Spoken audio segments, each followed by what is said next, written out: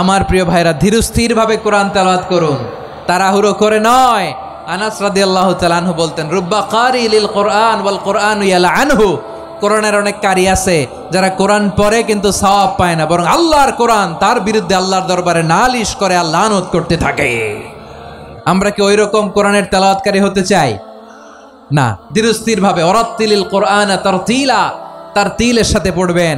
বিষ্ণু ঈসা ইসলাম কানা ইয়ামুদ্দু সাওতাহু মাদ্দান, টেনে টেনে পড়তেন।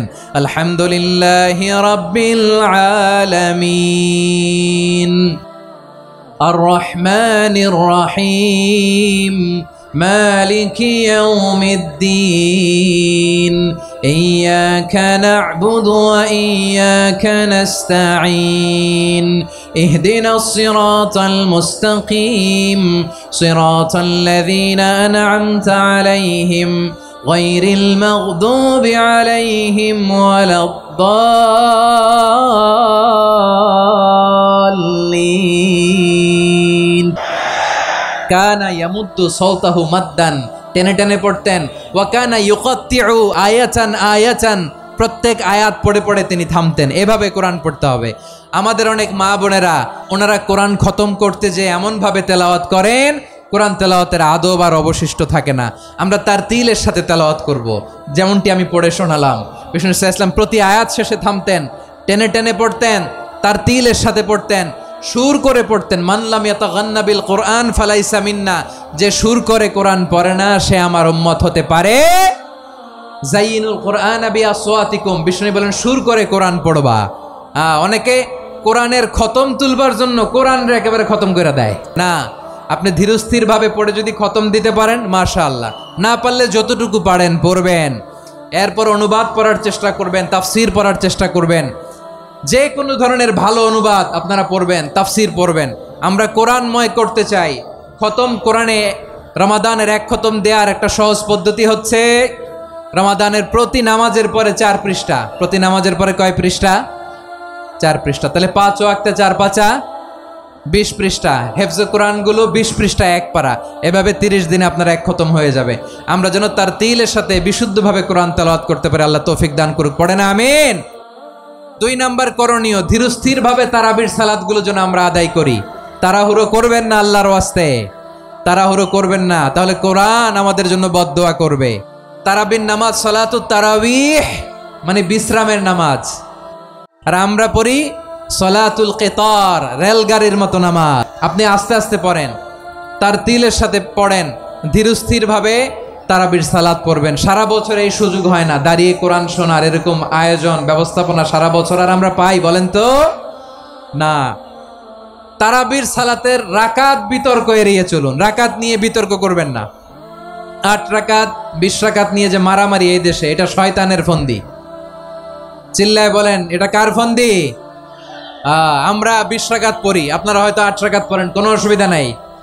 আমরা যারা 20 রাকাত আমরা পড়তেছি, আমরা 20 রাকাতের কথাই বলি। 20 রাকাত আমরা পড়বো আজীবন। সৌদি আরবে মক্কা মদিনায় 20 রাকাত পড়ে, কোনো অসুবিধা নাই। অন্যান্য মসজিদগুলো 8 রাকাত পড়ে। এই নিয়ে এদের মধ্যে মারামারি আছে? হ্যাঁ। আর এই জন্য রাকাত বিতর্ক এড়িয়ে চলবেন। প্রিয় ভাইয়েরা, আপনার আমল আল্লাহর কাছে কবুল হবে সংখ্যার বিচারে না উত্তমতার বিচারে? বলেন তো। উত্তমতার বিচারে। কত চমৎকার ভাবে আপনি আল্লাহর সামনে দাঁড়াতে পারছেন এটা বিবেচ্য। রুকু সেজদাগুলো সুন্দরভাবে করবেন। রুকু থেকে সোজা হয়ে দাঁড়ানো ওয়াজিব। 2 সেজদার মাঝখানে সোজা হয়ে বসা ওয়াজিব।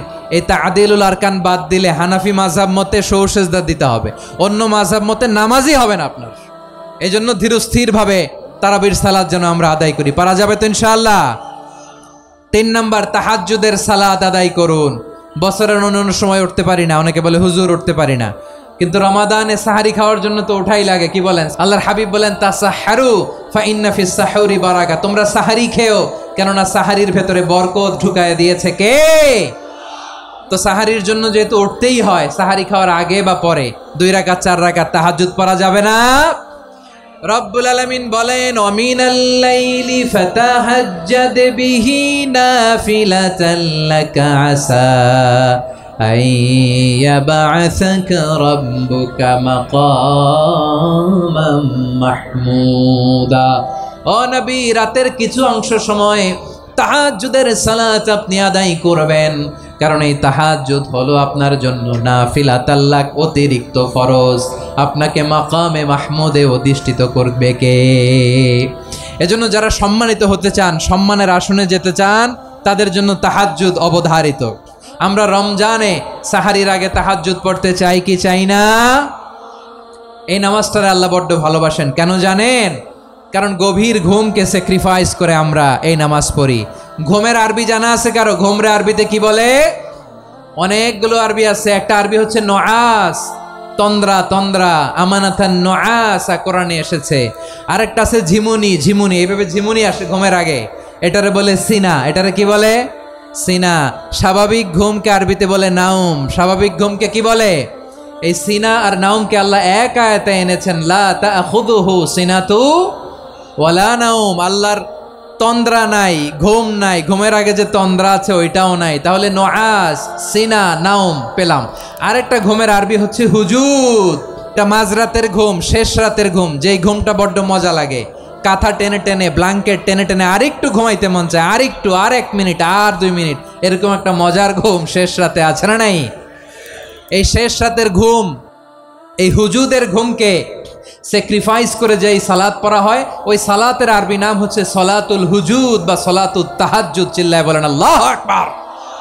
এজন্য আল্লাহ তাআলা তাহাজ্জুদের সালাতকে এত পছন্দ করেন। পড়বেন তো রমাদানে?